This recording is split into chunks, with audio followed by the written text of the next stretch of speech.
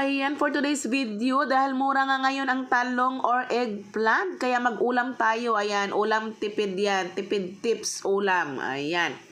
So, lang nabili ko yan.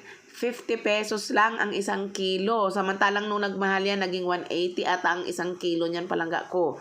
Ayan, inihaw ko lang yan siya sa stove. Ayan, sa kapatid ko kasi langga, nakita ko siya, nag-ihaw siya ng ganyan. Tapos natikman ko, ang sarap pala iturta kapag ka inihaw siya. Ayan, so sa stove lang ako nag-ihaw dyan. Nag-ano lang ako ng parilyahan.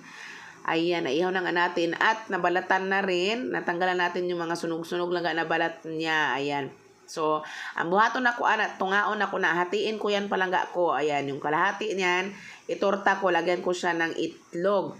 Tapos yung kalahati, insalada ko siya ba? Yung salad lang, lagyan mo ng vinegar, sibuyas kamatis, timplahan mo paminta, kunting asin, kunting asukal, ayan, o kaya sili, kung gusto mo magsili. Ayan, nilagyan ko na nga siya ng itlog lang ga. Ayan, kunting kamatis at sibuyas lang. Ayan, ang sarap niyan talaga.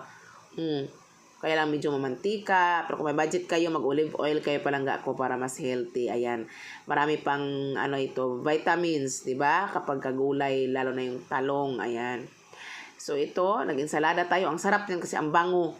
Yung aroma talaga niya ang nagpapasarap diyan ng yung smoke niya. Ayan, kaon na ta. Mauna mo ang sudan for today's video. Ayan, tipid ulam. Kung ano yung mura lang ga, yun yung bilhin natin para makatipid tayo, di ba? Ayan.